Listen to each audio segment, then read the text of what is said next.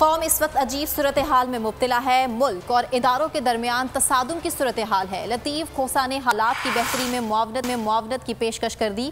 कहा मुस्बत पैगाम जाना चाहिए। मुस्बत पैगाम से ही कौम और नौजवानों की रहनुमाई होनी चाहिए। लोगों को मसाइल का हल बताने वालों की ज़रूरत है।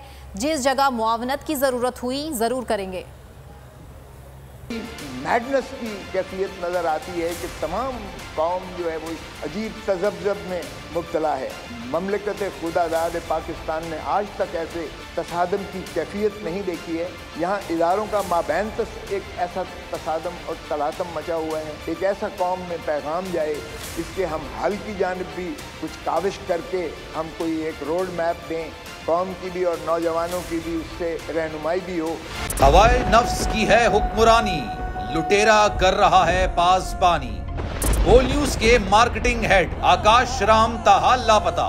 तफ्तीशी इदारे जवाब देने से कासिर। अहले खाना परेशान, बेटे की जुदाई में माँ गम से निढाल। जो बच्चो हिंदू पर आए थे जो को आन पाकिस्तानी, मुझे मेहरबानी करे पंहिंजो आकाश वापस कयो। हुकूमत से बेकसूर और मुहिब्बे वतन बेटे की बाजियाबी के लिए फरियाद। समी इब्राहिम और सिद्दीक जान का सुप्रीम कोर्ट के बाहर एहतजाजी कैंप का ऐलान कि सोमवार के दिन से हम सुप्रीम कोर्ट ऑफ पाकिस्तान के सामने कैंप लगाएं और हम सब सुप्रीम कोर्ट ऑफ पाकिस्तान के सामने बैठ जाएं और उस वक्त तक नहीं उठेंगे जब तक आकाश वापस नहीं आए। मुश्किल की इस घड़ी में आलमी मीडिया ने भी उठाई आवाज।